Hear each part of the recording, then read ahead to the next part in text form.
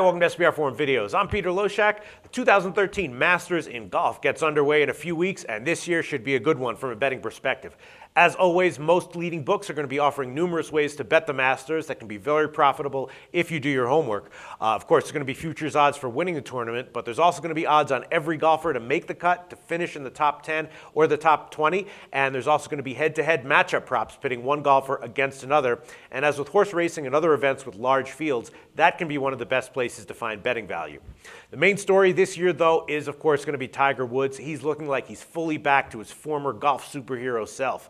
When he was at his peak, of course, Woods was always a prohibitive favorite in whatever tournament he was in, and he was often undervalued even in those situations. Tiger's going to again be the favorite this year. He's currently at about 3.5 to 1 market wide, although you can get easily 4 to 1 if you shop around. And again, there are some very strong signs that there might be good value with him even as a favorite. Tiger recently won the Arnold Palmer Invitational, which put him back finally in the #1 spot in the world golf rankings, a position he hasn't held since October of 2010. Now, Tiger did win it last year as well, and he was also the favorite at the Masters last year, but he wound up never breaking par and finished with his highest score as a pro at Augusta National, tied for 40th place. But this year looks to be a little bit different. He's now won consecutive tournaments before April for the first time since 2001, when he won the Masters and completed his sweep of the majors. And he's now won consecutive tournaments at any point for the first time since August 2009. And the way he won at Bay Hill was maybe even more telling. One of Tiger's great strengths, of course, has always been his putting. And at Bay Hill, he actually didn't drive that well. He actually finished in the bottom 10% of the field in driving accuracy and the bottom 50% in greens hit in regulation. Now, that would normally mean, of course, not even making the cut. Forget about getting an easy win. But he still won comfortably thanks to his patented lights-out putting. He hit all of his putts inside 10 feet in the entire tournament. He actually hit the lowest amount of fairways, about 53.5% of any winner of the Arnold Palmer Invitational since 1980.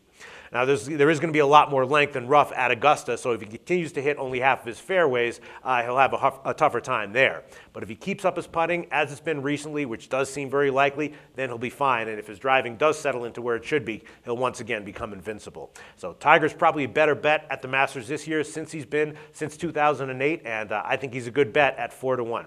But it's not all about Tiger, though, and again, golfer versus golfer, head-to-head props, and bets on someone making the cut or finishing the top 10 or 20 can have great value at the Masters, again, if you do your homework and pick your spots. Rory McIlroy is a second choice. He's ranging from about 7 to 1 to 9 to 1 market wide. And how he does in the upcoming Shell Houston Open could shed some light on how he's likely to fare at the Masters. And enigmatic Justin Rose is also one of the top choices. He's currently ranging between 16 to 1 and 20 to 1 market wide to win the Masters.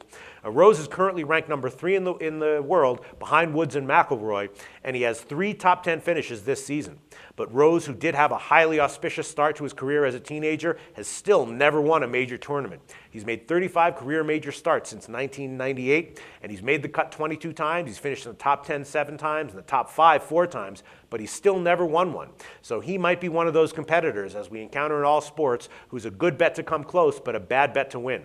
So as well as Rose is playing right now, coming in second at Bay Hill this year, and with consecutive top 8 finishes in his first 2 Florida events, he might be a good bet to finish in the top 10 when those lines come out.